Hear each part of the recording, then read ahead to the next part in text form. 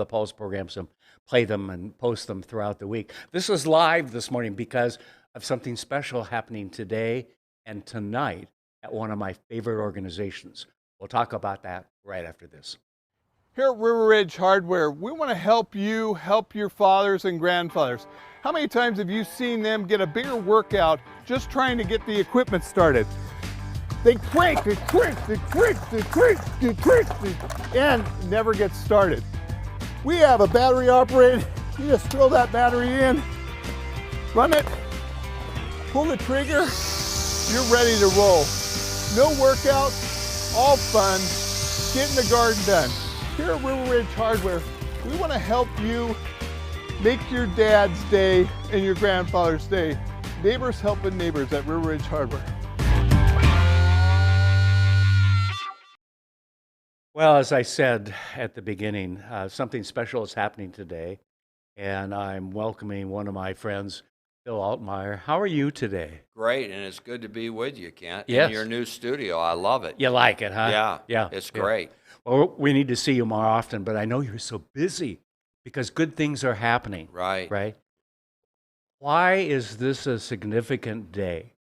What are you celebrating? Well, Kent, you know, our purpose statement, we want to end homelessness. And as you look around the struggles that people go through, drugs, addiction, what have you, we are celebrating tonight 30 individuals that have done the hard work. And I mean, it's hard dealing with the woundedness, pains of the past.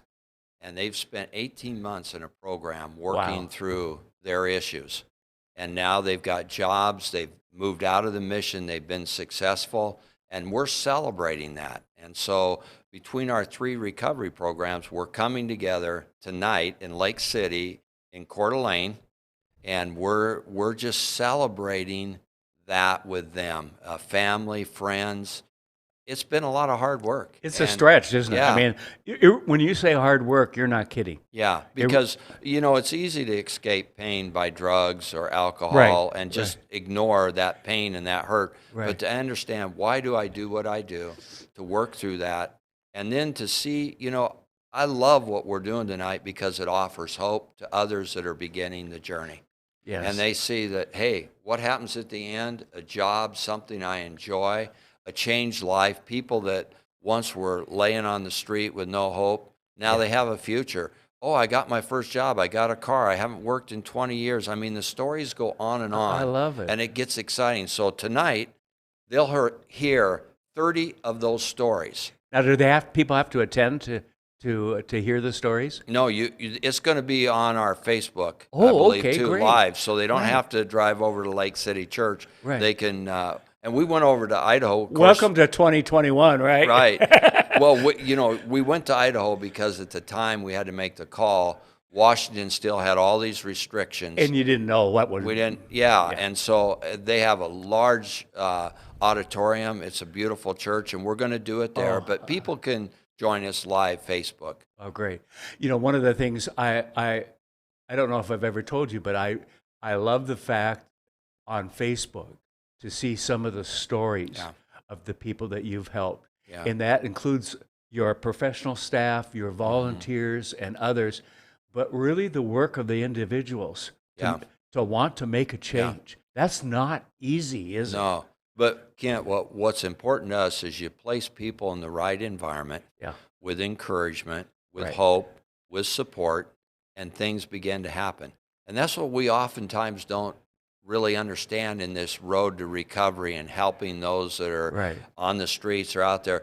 You got to put them in a healthy environment. You got to get them away from the drugs, the alcohol. You got to put them in a place where there's hope, there's encouragement, and you deal with the total person. Yeah. Not just one aspect, not just physical. Food's great, housing's great, but let's deal with the emotional, let's deal with the spiritual, let's deal with the mental, help the entire person. And so that's what I love. And Kent, we're celebrating. Yes. 70 years that we've been doing this. 30 people, you said, tonight? Yeah, 30 tonight. 30 individuals whose lives have been changed. Yeah, yeah. And I say this over and over, beyond that, placing 200 people on jobs this last year and for the last 5 years, 200 plus. We can't get healthy people to go back to work sometimes. I know. But here are people who want to Yeah. learn and get a job. Yeah. And what we don't understand too is work restores dignity. Yes. And one of the things that we're doing with the homeless is we're taking that dignity away by enabling and doing everything for them. When God never designed us to do it, have others do everything for you, He gave us a purpose, meaning, and work was one of those. So I love the fact that, in 70 years, we've learned a few things. Yes. And I will say that the culture has changed, homelessness has changed in Yes. those years. But again, the principles of how you help people, there's some fundamental things that never change. And that's restoring dignity through work. It's compassion that has accountability. It's not enablement. It's loving people enough to do what's good It's for not them. just getting them off the street for the night, is it? Well, I mean, I say this all the time, Kent. Right now, you have those that are resistant, shelter resistant. You can't build enough shelters. They're not going to come in Yeah. off the street. That's one of the myths that a lot of people have. Right. They made a choice. They like their lifestyle. Right. But again, going back, it's more than a room. It's more than food. It's Yes. more than a warm shower, hot meal. It's what happens in the heart of a person Yes. and the direction you take them and offer hope and give them something greater than just a bed. So tonight, Yeah. which is the 22nd of June, June, what time? 7 o'clock. 7 o'clock on Facebook. Yeah. So they just go to your Facebook. Yeah. The Union Gospel Gospel Mission. Mission. Yeah. Facebook. Right. Or if, I tell a lot of people, great place to go and get dinner in Coeur d'Alene and then come and enjoy it live. Yeah. There'll be a lot of energy in the room and a lot of excitement. There will be that, and it will be inspiring Yes. because you really are making a difference. Thank you for what you do. Let me switch a little bit to Okay. what's going on in our city, Yeah. which is throw money at it. Yeah. Let's find another place to house people at night. And on cold nights, I get that. Yeah. Okay, there's a need. Last thing we want to do is see our brothers and sisters out there freezing to death. I mean, honestly. But it's coming down to more than that. And we have a city council that doesn't get that. No, I think, the latest thing I read is I think Begg said he believes there's 500 people on our streets. Yeah. We need to build more shelters. What they don't understand is you can build those shelters. A lot of those people are still not going to come in. It's kind of this false belief that we think people want what we experience in life, and we forget what addictions do to people. Life is different for them. Yeah, and and some people don't want to live in a shelter. No. Some people don't want a roof over their head. They want the freedom. They want the outdoors. Yeah. But we also forget this. I wish we would just do a little bit more homework on what drugs and addictions, Yeah. what they do to people, Yes. how they don't think clearly, how and we're not helping them because what we're doing is we're saying, stay on your drugs. Yeah. We'll just enable you, and then we want change. And Yeah. it just doesn't work that No. way. And so, to me, I think the big question is, it all sounds like compassion. But the question is, what is compassion? How do we love our neighbor? Yeah. How do we do what's best for him? Yeah. Do we let him self-destruct? And Kent, this is what breaks my heart. We've just gone through COVID. Yeah. And we hear on the news all the time how many people have passed away from COVID. Right. Let's talk about how many people have died in the last year because of drug abuse. Let's talk about the other statistics. Right. It's staggering. Right. And so to me, what does it mean to love people? What does it mean to help them? And I say it's a lot like raising your child. You don't reinforce bad behavior or they just self-destruct. Yeah. And so unfortunately, I'm hoping that we get that someday. Yeah. And we don't, and my fear, I'll be honest with you, I've lived here like you all your life. I don't want to be a Portland or Seattle. No. I mean, and I don't think our community wants it either. But we've got leadership, meaning at the council and others who are heading us in that direction. The decisions you make Yes. will lead you quickly down that Yeah. path, and we're not making the right decisions. Yeah, absolutely. Phil, thank you for all that you do and all of your volunteers, your excellent staff. I've met many of them. You've got it together over there. You are making a difference. Thank you. And I wish more people in our community, leadership in our community, would follow what you guys do. And even if they need to maybe step back for one reason or another on some parts of that, but you're looking at the whole person and making Yeah. a fundamental change. And Yeah. tonight, 30 people will stand up and talk about how their life has changed. Yeah. What can be better than that? Exactly. Honestly, Yeah. you know? Yeah. And they're not laying on the street. They're Yes. not, they're now productive members And of we've society. had some of them in here. Yes. And Yeah. when they talk about their jobs, when they talk about their kids, Mhm. what they're able to do with their kids and so forth, isn't that what we all want Yes. to have Yes. happen? Yeah. Have them experience that? Yeah. Yeah, I love it. Yeah. So thank you for what you do. You're welcome. 70 years. It's this community that supports us, Yeah, that 'cause allows you get us no to do it. government funding. None. Yeah, Yeah. yeah. Now, I will say this about the city council. I just was looking at what they want to do, and they did make this statement. We want to look at what works and do it. Okay. So my question is, how bad do you want to look at it? Yeah. And are you willing to do and see what's working and make those changes? Yeah. Because politically speaking, we don't like to politicize this, but it is the city council in every city that determines what homelessness looks like. Yeah. It's not in our city the mayor, it's the city council. Right. Because it doesn't matter what the mayor's trying to do, they're limited. It's the city council and the policies they establish. So again, I hope we really do say best practices. Yes. What's happening over here that's so different? Let's head in that And direction. maybe some best practices that city council members don't feel comfortable with, but get over it. Yeah. Are we wanting to eliminate or at least majorly reduce homelessness? Yeah. Do we want to help? Bottom line is, do we want to help the people that are out there the best we can Yeah. so they don't hurt themselves or hurt others? Right. Right.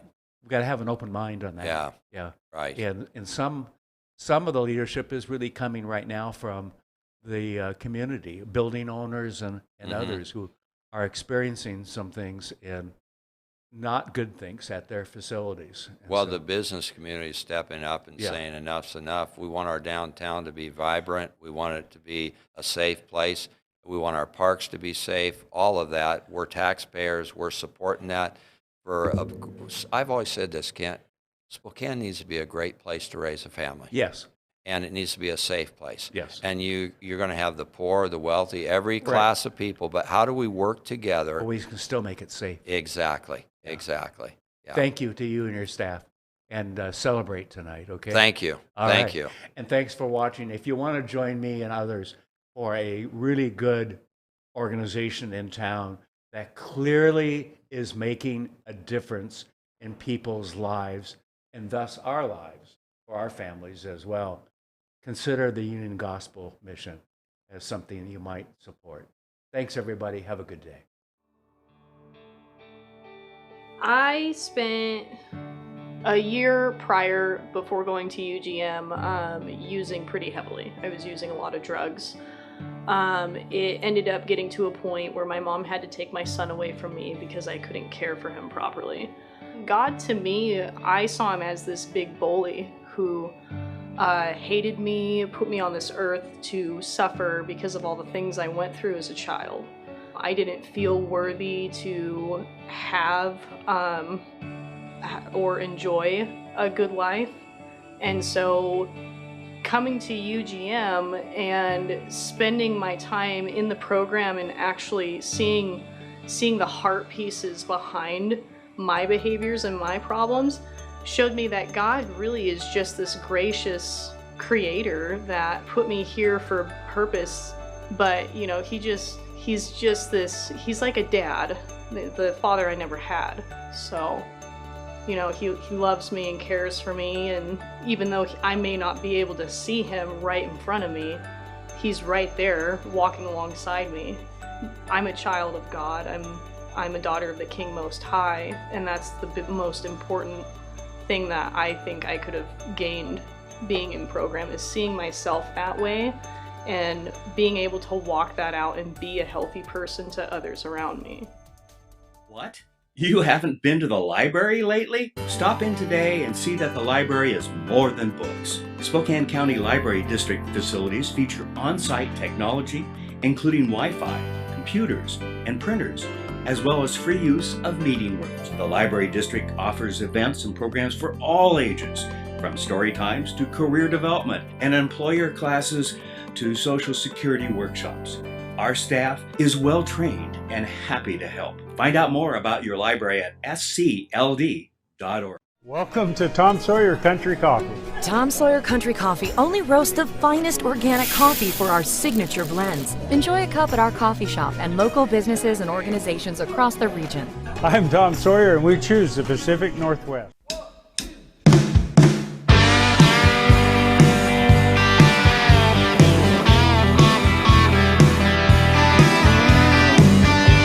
You're listening to the music of 68-year-old Spokane singer-songwriter Tim Brumman. I was 10 years old when I wrote the first song. Tim's new 5-song EP is available on iTunes, Spotify, Apple Music, Amazon Music, and many more sites. They were dancing and smiling. Tim and his music is a success story for Spokane, and we want Spokane to hear hometown boy Tim's music. At the table, as if the sun. Thanks for watching. Ask the host a question, recommend a guest, or check out any of our other programs on Facebook, YouTube, Twitter, Apple Podcasts, Spotify, or SpokaneTalksMedia.com.